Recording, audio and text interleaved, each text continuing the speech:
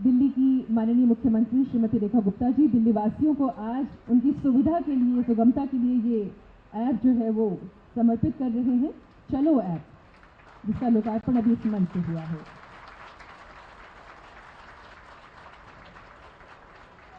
बहुत बहुत धन्यवाद माननीय मुख्यमंत्री जी। माननीय प्रधानमंत्री जी ने कहा है, सेवा ही संकल्प, राष्ट्र प्रथम की प्रेरणा 75 वर्ष।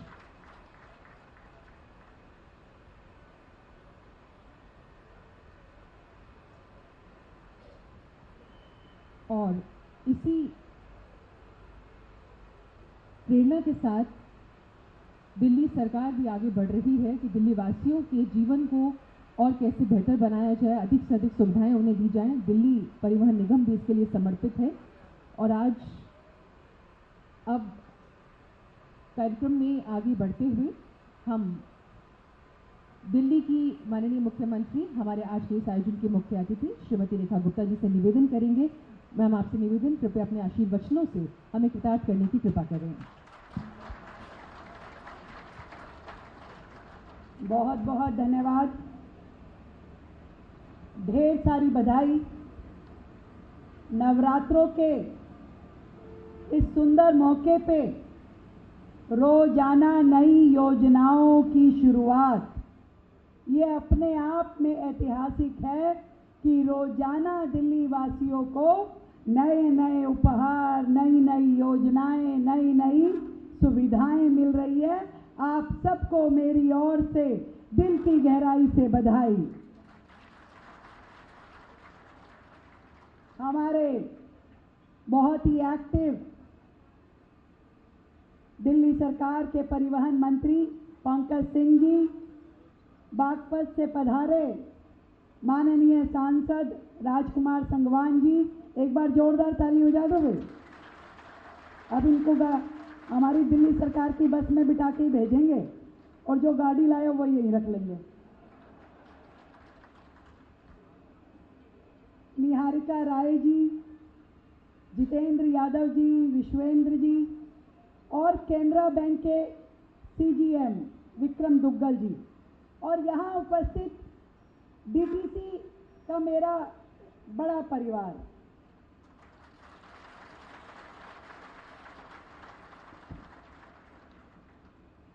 साथियों, जो हमारे ये दिल्ली सरकार के अधिकारी है ना, ये सारे हनुमान हैं। इन हनुमानों की जब तक पूंछ में आग लगती है, इनको सारी अपनी पावर याद आती है, उससे पहले भूल जाते हैं। तो जब इनको काम करने का नया माहौल मिला, तो इनके अंदर की क्रिएटिविटी, इनके अंदर की ऊर्जा जागी और ऐसे काम, ऐसी योजनाएं आपने शुरू करी, जिससे दिल्ली की नई तस्वीर लगातार बनाई जा रही है। तो सभी अधिकारियों के लिए एक बार जोरदार तालियां। हनुमान जी मुझे इसलिए याद आए क्योंकि मरघट वाले बाबा के द्वार पे हम लोग बैठे हैं और मंगलवार के दिन उनकी कृपा से आज इस इंटर स्टेट बसेस की शुरुआत की जा रही है। बोलो मरघट वाले बाबा की। तो बाबा की कृपा बनी रहे, माँ दुर्गा का आशीर्वाद हम सब पे बरकरार रहे। दिल्ली यूं ही हर कदम बढ़ती जाए, विकसित भारत, विकसित दिल्ली, ये सपना जल्द ही साकार होता दिखाई दे। आज का उद्घाटन इंटर स्टेट बसेस। एक समय था जब दिल्ली अपने एनसीआर में इंटर स्टेट बसेस चलाती थी, लिखता दिल्ली परिवहन। जब मैं मुख्यमंत्री चुन करके यहाँ आई तो मुझे लगता था कि भी राजस्थान की बसें दिल्ली में चल रही है, हरियाणा की बसें दिल्ली में चलती है, उत्तराखंड की बसें दिल्ली में चलती है, पर दिल्ली की बसें कहाँ हैं? दिल्ली की बसें क्यों नहीं चलती है? तो मुझे ये ध्यान में आया कि जो पिछली सरकार थी वो सारे काम जो किसी भी रूप में विभाग को बेनिफिट देते हो फाइनेंशियल, उन सब को उन्होंने बंद कराया। जैसे कहते हैं ना, अक्ल के पीछे लाठी लेके घूमना, ऐसे कोई रेवेन्यू बेनिफिट ना हो जाए, ऐसे पिछली सरकारों की योजनाएं थी। 17-18 साल से इंटर स्टेट बसेस का बंद होना उसी योजनाबद्ध तरीके से दिल्ली को खत्म करने की ओर उनका कदम था। नहीं तो आज इतनी ढेरों प्राइवेट बसेस इंटर स्टेट चलती है, लोग उसका फायदा उठाते हैं, तो सरकार क्यों नहीं चला सकती? क्या दिल्ली में क्षमताएं नहीं थी? क्या दिल्ली को के मालिक कहने वाले लोग दिल्ली के लिए ऐसी योजनाएं नहीं कर सकते थे? जो छाती ठोक करके कहते थे कि हमने दिल्ली को लंदन पेरिस बना दिया, तो क्या परिवहन व्यवस्था को इसकी जरूरत नहीं थी? क्यों दिल्ली प्राइवेट बसों के कतारों में खड़ी होने के लिए मजबूर थी? आज ये पहले चरण की दिल्ली बड़ौद की बस सर्विस अभी शुरू की गई है। इसके पीछे पीछे बहुत सारी हमारी इंटर स्टेट बसेस आनी अभी बाकी है।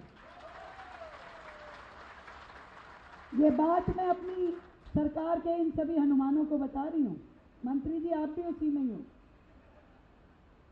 हर महीने आपने एक स्टेट के लिए बसें मुझे शुरू करके देनी है, हर महीने।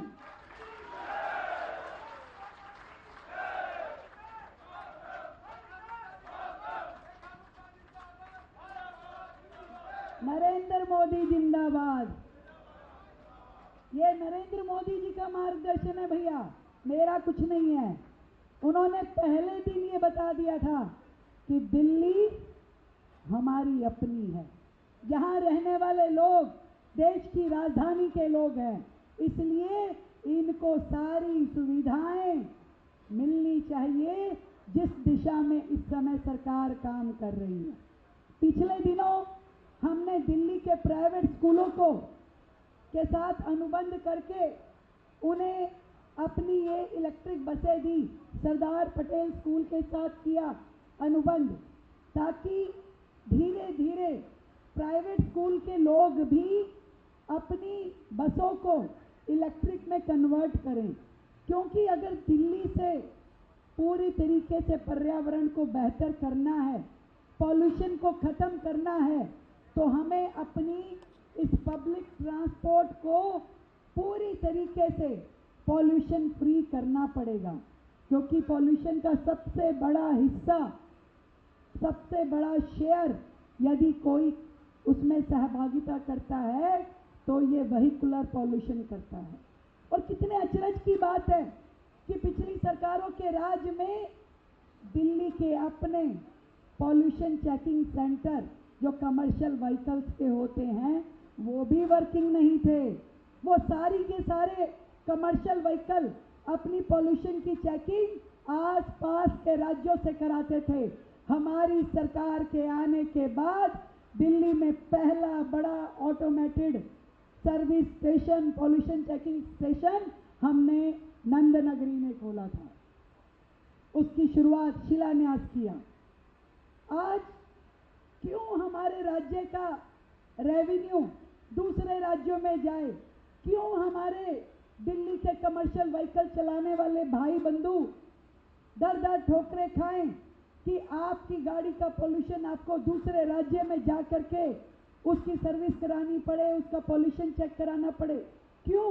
मैं पूछना चाहती हूँ, एक इनकम सेक्टर जो डीटीसी का था, क्यों उसे बंद कर दिया गया? क्या घपला था इसमें? क्या योजना थी उनकी? इसका जवाब उन्हें देना चाहिए। क्योंकि अब जो सरकार है, हमारी दिल्ली में जितने 1.5 करोड़ के करीब कमर्शियल व्हीकल चलते हैं, उन सभी की पॉल्यूशन चेकिंग के लिए स्वयं दिल्ली सरकार अपने सर्विस स्टेशंस बनाएगी। और ऐसे ही प्राइवेट स्कूल भी सारे ईवी पे जाएं, इसके लिए सरकार प्रयास करेगी। इंटर स्टेट बसेस के लिए सरकार पूरी योजनाबद्ध तरीके से चलाएगी। अभी 2 दिन बाद ही हम अपने सारी बसेस के रूट रैशनलाइजेशन का प्लान बना रहे हैं। इससे पहले किसी रूट पे 10 बसें चल रही हैं और किसी पे एक भी नहीं है। कोई व्यक्ति बस शेल्टर के नीचे खड़ा खड़ा थक जाता था, उसे बस दिखाई नहीं देती थी। सोचिए इससे सरकार का कितना नुकसान हो रहा था।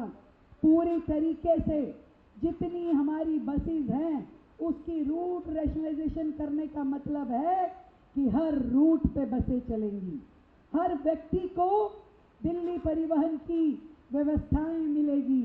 हर व्यक्ति जो डीटीसी बसों में चलने का आदी है, दिल्ली सरकार की परिवहन व्यवस्था का उपयोग करता है, इंतजार करता है, उसे अब पूरे तरीके से आखिरी छोर तक जो दिल्ली का है वहां पे भी दिल्ली सरकार की परिवहन विभाग की बसें दिखाई देंगी और काम करती हुई। कितनी मजेदार बात थी।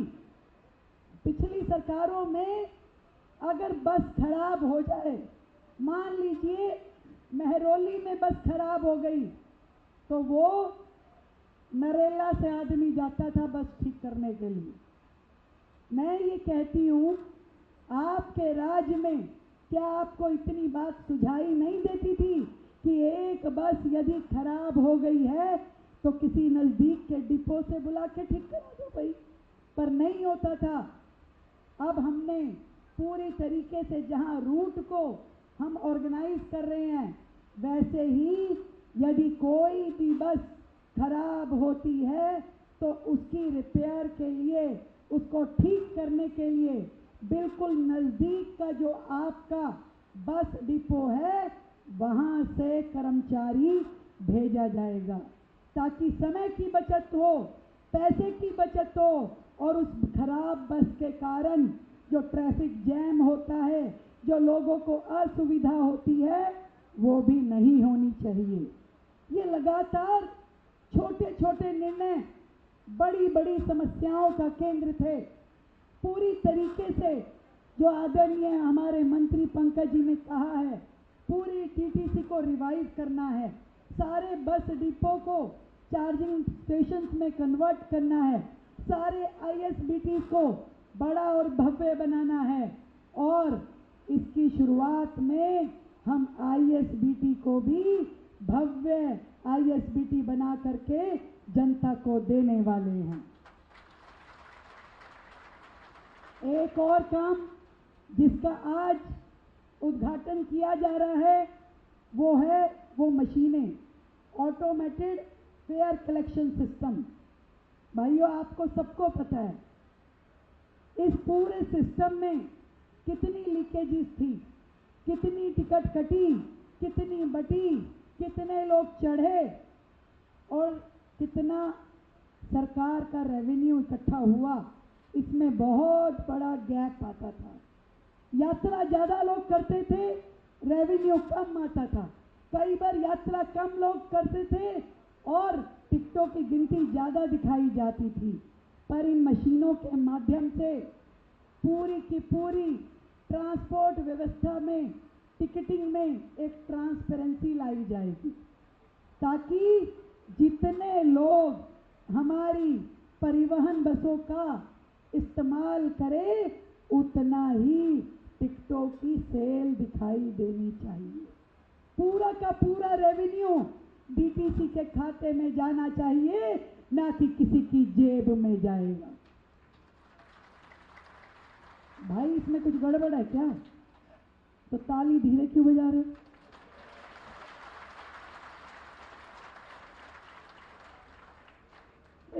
वो ताली ना बजाए जिसका नुकसान हो रहा हो। तो एक बार फिर से बजा के दिखाओ।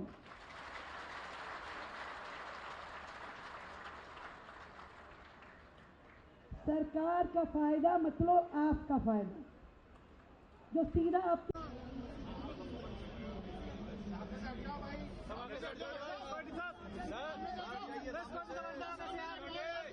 बैठे रहो।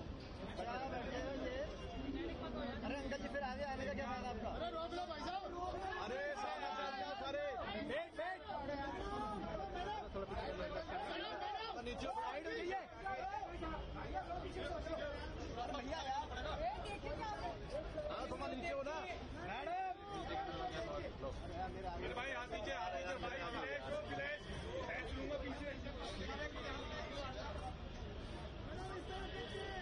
रुकिए रुकिए। अरे मैडम भी देखिए।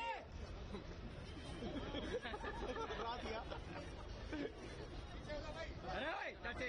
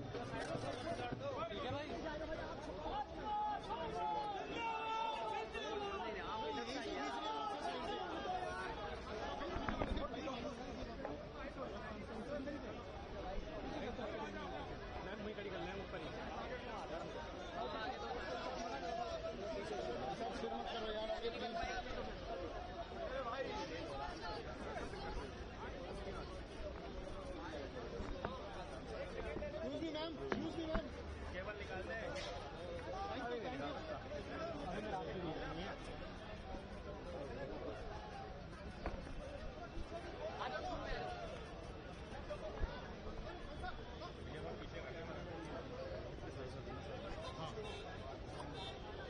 सर थोड़ा आगे आ जाओ फिर क्या बात है।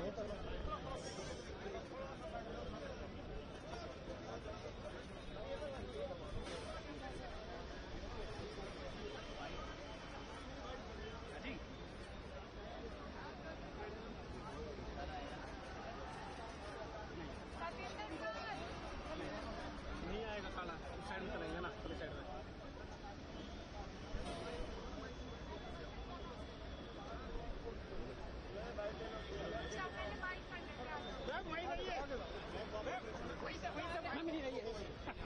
यही सही है।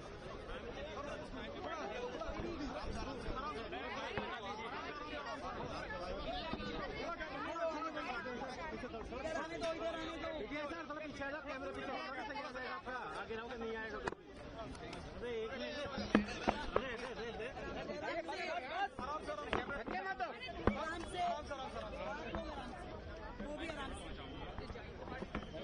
मिनट कैमरा नीचे कर लेना।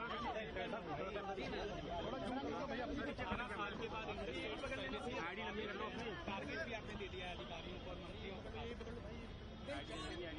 दिल्ली परिवहन भैया मेरे विभाग हमारा दिल्ली सरकार का लगातार उसमें हमें दिल्ली की जनता के हित के योजनाओं को शुरू करना है, कामों को शुरू करना है। 65,000 करोड़ के घाटे में चल रही डीटीसी के दोबारा सर्वाइवल के लिए और दिल्ली की जनता की सुविधाओं के लिए लगातार हम इन अपने परिवहन व्यवस्था में चेंजेस कर रहे हैं। इंटर स्टेट बसेस जो सालों से बंद पड़ी थी, जबकि हजारों लोग रोजाना अप डाउन करते हैं दिल्ली एनसीआर से और आते हैं दिल्ली में अपने रोजगार के लिए, काम के लिए, और हम उन्हें उस तरह की सुविधाएं दे नहीं पा रहे थे। आज दिल्ली बागपत के रूट पे ये इंटर स्टेट बसेस चलेंगी और उसके बाद हम दिल्ली से अन्य राज्यों को और विशेष रूप से जितने धार्मिक स्थल हमारे हैं, चाहे वो सालासर धाम है, खाटू जी है, वृंदावन है, हरिद्वार है, विशेष रूप से हम इन सारी जगह भी अपनी इन व्यवस्थाओं को करेंगे और जनता सीधा जुड़ पाएगी। ये लो फ्लोर एसी बसें जिसमें कैमरा भी है, पैनिक बटन भी है और शानदार बसेस ये हैं, इसमें उनको किसी भी वोल्वो बस से कम महसूस नहीं होगा।